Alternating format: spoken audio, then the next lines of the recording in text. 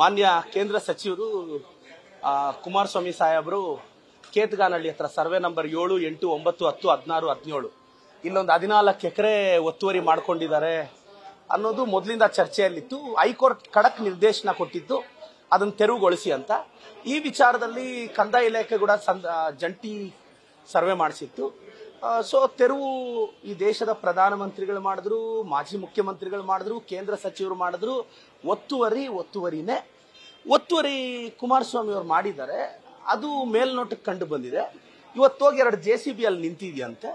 ಯಾರು ಒತ್ತುವರಿ ಮಾಡಿದ್ರು ತೆರವುಗೊಳಿಸ್ತಾರೆ. ಅದಕ್ಕೆಲ್ಲೂ ಸಂವಿಧಾನದಲ್ಲಿ ಎಲ್ಲೂ ಮಾನ್ಯ ಎಚ್ ಡಿ ಕುಮಾರಸ್ವಾಮಿ ಅವರು ಒತ್ತುವರಿ ಮಾಡಿದ್ರೆ ಅದನ್ನ ಯಾವುದೇ ಕಾರಣಕ್ಕೆ ತೆರವುಗೊಳಿಸಬಾರದು ಅಂತ ಸಂವಿಧಾನದ ಯಾವ ಆರ್ಟಿಕಲ್ ಅಲ್ಲೂ ಇಲ್ಲ ಅಂತ ನನ್ನ ಅಭಿಪ್ರಾಯ. ಸೊ ಯಾವ ಆರ್ಟಿಕಲ್ ಇಲ್ಲದೆ ಇರೋದ್ರಿಂದ ತೆರವುಗೊಳಿಸಬಹುದು ಅಂತ, ಅದರಲ್ಲಿ ತಪ್ಪೇನಿಲ್ಲ. ಮೋಸ್ಟ್ಲಿ ಕಂದಾಯ ಇಲಾಖೆ ತೆರವುಗೊಳಿಸುತ್ತೆ.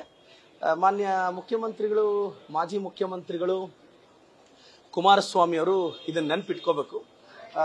ತೆರವುಗೊಳಿಸಿ ಗೌರವದಿಂದ ಇದಕ್ಕೇನು ಪ್ರತಿಕ್ರಿಯೆ ಕೊಡದೆ ತಾವು ಕೂಲಾಗಿದ್ರೇನೆ ತಮ್ಮ ಗೌರವ ಹೆಚ್ಚಾಗುತ್ತೆ ಅಂತ.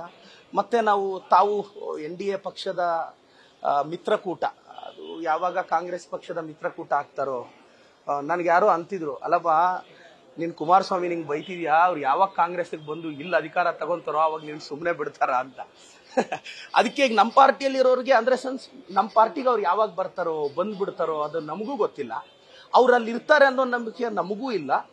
ಸೊ ಒಂಥರ ಕುಮಾರಸ್ವಾಮಿ ಅವರು ಹೇಗೆ ಅಂದ್ರೆ, ಈ ಚಿಕ್ಕ ಮಕ್ಕಳಿಗೆ ಚಾಕ್ಲೇಟ್ ಯಾರು ಕೊಡ್ಸಿದ್ರೆ ಅಂಕಲ್ ಅಂತಾರಲ್ಲ ಅವ್ರನ್ನ, ಹಂಗೆ. ಸಪೋಸ್ ಇವ್ರು ಚಾಕ್ಲೇಟ್ ಕೊಡ್ಸಿದ್ರೆ ಥ್ಯಾಂಕ್ ಯು ಅಂಕಲ್, ಇವ್ರು ಚಾಕ್ಲೇಟ್ ಕೊಡ್ಸಿದ್ರೆ ಥ್ಯಾಂಕ್ ಯು ಅಂಕಲ್ ಅಂತಾರಲ್ಲ.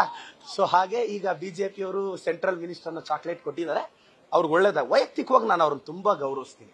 ನನ್ಗೆ ಅವ್ರ ಬಗ್ಗೆ ಅಪಾರವಾದ ಗೌರವ ಇದೆ. ದೇವೇಗೌಡರ ಬಗ್ಗೆ, ಆ ಕುಟುಂಬದ ಬಗ್ಗೆನೂ ಬಹಳ ಗೌರವ ಇದೆ. ರಾಜಕಾರಣ ಅಂದ್ಮೇಲೆ ರಾಜಕಾರಣನೇ, ಐಡಿಯಾಲಜಿಕಲ್ ಫೈಟ್ ಇದು. ಕೋಮುವಾದಿ ಪಕ್ಷದ ಜೊತೆ ಹೋಗಿ ಕುಮಾರಸ್ವಾಮಿ ಅವರು ಸೇರ್ಕೊಂಡ್ರೆ ನಾವು ವಿಮರ್ಶೆ ಮಾಡದೆ ಹೇಗಿರ್ತೀವಿ? ಕುಮಾರಸ್ವಾಮಿ ಅವರು ಮೋಸ್ಟ್ಲಿ ನನ್ನ ಬಗ್ಗೆ ಇದುವರೆಗೂ ಪ್ರತಿಕ್ರಿಯೆ ಕೊಟ್ಟಿಲ್ಲ. ದಯವಿಟ್ಟು ಕೊಡಿ ಅಂತ ಭಾವಿಸ್ತೀನಿ. Thank you sir. ಅವರು ಕುಮಾರಸ್ವಾಮಿನ ಬಾಯಿಗೆ ಬಂದಂಗೆ ಬೈದವರು. ಯಡಿಯೂರಪ್ಪ ಸಾಹೇಬರು ಅವತ್ತು ಅಧಿಕಾರ ಹಸ್ತಾಂತರ ಆಗಲಿಲ್ಲ ಅಂತ ಇದೇ ಬೆಂಗಳೂರಲ್ಲಿ ಸ್ಟ್ರೀಟ್ ಅಲ್ಲಿ ನಿಂತ್ಕೊಂಡು ಕುಮಾರಸ್ವಾಮಿ ಅವನ ವಚನ ಭ್ರಷ್ಟ ಅಂತ ಬೈದಿರೋದು ನಿಮ್ಗೆ ಯಾರಿಗೂ ನೆನಪಿದೆ ಅನ್ಸುತ್ತೆ. ಮತ್ತೆ ಆ ಕಡೆ ಹೋಗಿದ ತಕ್ಷಣ ಮತ್ತೆ ನನಗೆ ಇನ್ನೂ ಒಂದು ಆತಂಕ ಇದೆ. 29 34 ಕುಮಾರಸ್ವಾಮಿ ಅವ್ರು ನಮ್ಮ ಕಡೆ ಬಂದ್ಬಿಟ್ರೆ BJP ಅವ್ರ ಪಾಪ ಅವ್ರನ್ನ ಏನೆಲ್ಲ ಬೈತಾರೋ ಅಂತ. ಅವ್ರನ್ನ ಏನೆಲ್ಲ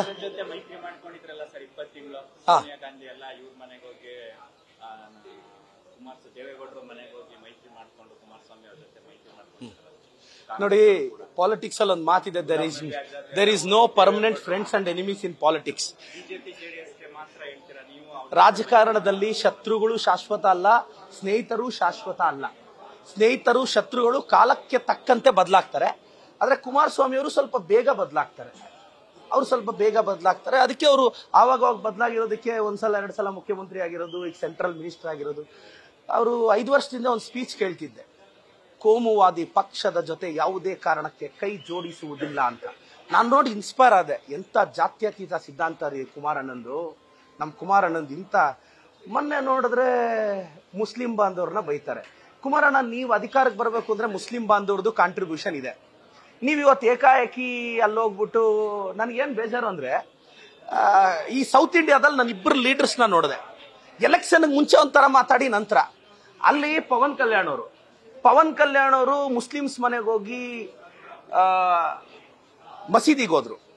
ಕ್ರಿಶ್ಚಿಯನ್ ಇದ್ರಲ್ಲಿ ಹೋಗಿ ಅಲ್ಲೂ ಪ್ರೇಯರ್ ಮಾಡಿದ್ರು. ಗೆದ್ದ ಮೇಲೆ ಈಗ ಪವನ್ ಕಲ್ಯಾಣ್ ಅವರು ಹಿಂದುತ್ವದ ಪಾಠ ಮಾಡ್ತಾ ಇದ್ದಾರೆ. ಸನಾತನ ಧರ್ಮದ ಬಗ್ಗೆ ಮಾತಾಡ್ತಿದ್ದಾರೆ. ಸನಾತನ ಧರ್ಮ ಹಿಂದುತ್ವದ ಬಗ್ಗೆ ಮಾತಾಡಿ. ಅಲ್ಲಿ ಪವನ್ ಕಲ್ಯಾಣ್ ಅವರು DCM ಆಗಕ್ಕೆ ಅವ್ರೀಗ ಮೋದಿ ಅವ್ರ ಹತ್ರ ಸ್ವಲ್ಪ ವಿಶ್ವಾಸ ಗಳಿಸಕ್ಕೆ ಹಿಂದುತ್ವ ಅಂತಿದ್ದಾರೆ. ಅಲ್ಲೂ ಸಹ ಮೈನಾರಿಟಿ ಅವರಿಗೆ ಪವನ್ ಕಲ್ಯಾಣ್ ಅವರು ಮೋಸ ಮಾಡಿದ್ರು. ಇಲ್ಲಿ ಕುಮಾರಸ್ವಾಮಿ ಅವರು ಮೈನಾರಿಟಿ ಅವ್ರಿಗೆ ಮೋಸ ಮಾಡಿದ್ರು. ಯಾಕೆಂದ್ರೆ ಅವ್ರು ಓಟ್ ಹಾಕಿದ್ದಕ್ಕೆ ಅವ್ರ ಅಧಿಕಾರಕ್ಕೆ ಬಂದಿದ್ದು. ಯಾವಾಗ ಕುಮಾರಸ್ವಾಮಿ ಅವರು ನಮ್ಮ ಪಕ್ಷಕ್ಕೆ ಬರ್ತಾರೋ, ನಮ್ಮ ಪಕ್ಷದ ಬಾಗಿಲು ತಡ್ತಾರೋ, ಯಾವಾಗ ಅಲಿಯನ್ಸ್ ಆಗುತ್ತೋ ಏನೋ ನನಗಂತೂ ಸ್ಪಷ್ಟತೆ ಇಲ್ಲ. ಒಟ್ಟಾರೆಯಾಗಿ ನಾನು ನಾನ್ಯಾರು? KPCC ಸಾಮಾನ್ಯ ಕಾರ್ಯಕರ್ತ. ನಾನು ಅವ್ರು ಬಂದ್ರು ಬರದೇ ಇದ್ರು ನಂದು ಅಭ್ಯಂತರ ಇಲ್ಲ. ನನ್ನ ಅಭಿಪ್ರಾಯ, ಫ್ರೀಡಮ್ ಆಫ್ ಸ್ಪೀಚ್ ಅಲ್ಲಿ ನನಗೆ ಅನಿಸಿದ್ದು ನಾನು ಹೇಳ್ತಾ ಇದ್ದೀನಿ. ಸೊ ಕುಮಾರಸ್ವಾಮಿ ಅವರು ಇದಕ್ಕೆ ಅಡ್ಡಿಪಡಿಸದೇ ಇದ್ರೆ ಒಳ್ಳೇದು ಅಂತ ನನ್ನ ಅಭಿಪ್ರಾಯ. ಅವ್ರ ಮೇಲೆ ನನಗೆ ಪ್ರೀತಿ ಇದೆಲ್ಲ. ಕುಮಾರಣ್ಣನ ಪ್ರೀತಿ ಮಾಡದೇ ಇರೋರು ಯಾರು? ನಾನು ಕುಮಾರಣ್ಣನ ನಾನು ಹೇಳೋದು ಒಂದು ಹೇಳ್ತೀನಿ, ವೈಯಕ್ತಿಕವಾಗಿ ಪಾರ್ಟಿ ಎಲ್ಲ ಪಕ್ಕಕ್ಕಿರಿ. ಕುಮಾರಣ್ಣನ ಮೇಲೆ ನನಗೆ ಲವ್ ಇದೆ ರೀ, ನನಗೆ ಗೌರವ ಇದೆ. ಈಗ ಕುಮಾರಣ್ಣ ನಮ್ಮ ಪಾರ್ಟಿಗೆ ಬಂದರೆ ನಾನು ಬಯಕಾಗುತ್ತಾ?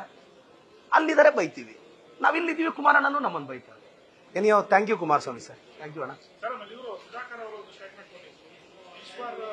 ಇಲ್ಲ ನಾನು ನನ್ನ ಲೆವೆಲ್ ಇರೋರ ಬಗ್ಗೆ ಮಾತ್ರ ಮಾತಾಡ್ತೀನಿ. ನಾನು ಆರ್ ಅಶೋಕ್ ಅವರು, ವಿಜಯೇಂದರ್ ಅವರು, ಪ್ರಹ್ಲಾದ್ ಜೋಶಿ ಅವರು, ಕುಮಾರಸ್ವಾಮಿ ಅವರು ನನ್ನ ಲೆವೆಲ್ ಅಂತ ಭಾವಿಸಿದ್ವಿ. ಸೊ ನನಗಿಂತ ಕಡಿಮೆ ಲೆವೆಲ್ ಇರೋರ ಬಗ್ಗೆ ನಾನು ರಿಯಾಕ್ಟ್ ಮಾಡಲ್ಲ. Thank you sir. ಅದು PLD ಬ್ಯಾಂಕ್ ಚುನಾವಣೆ ಅವ್ರ ಫ್ಯಾಮಿಲಿಯಲ್ಲಿರೋ 150 ಓಟಿಂದ ನಡೆದಿದ್ದು. ನನ್ನ ಫ್ಯಾಮಿಲಿಯಲ್ಲಿ 150 ಓಟ್ ಇದ್ರೆ ನಾನು ಗೆಲ್ತಿದ್ದೆ. ಅದು ಜನರಲ್ ಜನ ಓಟ್ ಹಾಕೋದಲ್ಲ, ಅಲ್ಲಿ ಮೆಂಬರ್ಸ್ ಓಟ್ ಹಾಕೋದು ಎಲ್ಲ ಅವ್ರ ಫ್ಯಾಮಿಲಿಯವರೇ ಇದ್ರು. Thank you sir. News first, ನಿರ್ಭೀತಿಯಿಂದ ನಿಮ್ಮ ಪರವಾಗಿ.